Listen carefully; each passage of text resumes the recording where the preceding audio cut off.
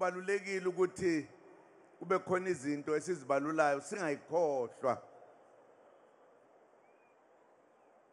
Ikhona esikhuluma ngayo kakhulu manje yokuthi kuhlangana ndle emnyama.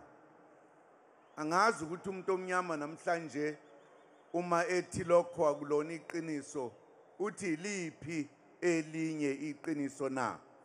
Kulomcimbi uZuma unxuse ukubambisana emaqenjini amancane ukubuyisa amandla emntwini omnyama. Singake sikwenze inlokhu bakwethu. Ke sincenga abafowethu laba abakwezinye inhlangano ezincane.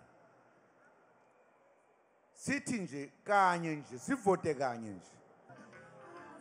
Ivoti lawo wonke umuntu elizobuyisa izwe kumuntu ompisholo. Sekudingeka ivoti kuphela. Eyeyinkulumo sayenza, eyeyikhali sayenza. Ile eyasifikisa ekutheni sibe namandla okuvota. uZuma uthi wakhishwa kwesokwengamela ngoNhlolanja ka2018 engakaqedi ayekujutshelwe khona. Ngathi mangilapha ngaqala ukuncinza kancane izinto ngizishintsha. Kwahamba ngayisheshisa ke manje.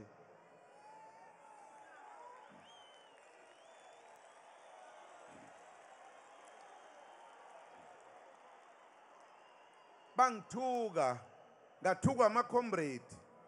Umcimbi wokubungaza unyaka iMK Party yasungulwa ubuhanjelwe nangumengameli we-ATM uVuyo Zungula.